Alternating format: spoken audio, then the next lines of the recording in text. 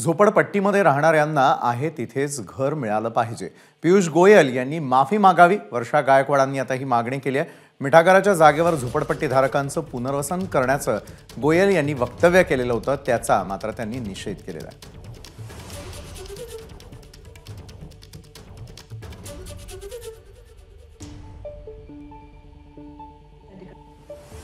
मला सांगायला पाहिजे की झोपडपट्टीमध्ये राहणारा माणूस हा सुद्धा एक माणूस आहे आणि या मुंबईचा नागरिक आहे। मुंबईच्या जसं मी सांगितलं सुरुवातीला की आर्थिक व्यवस्थापनामध्ये आणि पूर्ण मुंबईला मुंबई बनवण्यामध्ये त्याचं सुद्धा तेवढंच योगदान आहे जे इतरांचं योगदान आहे। त्याला अपेक्षा एवढीच आहे की त्याच्या घराच्या बदल्यामध्ये त्याला घर मिळालं पाहिजे।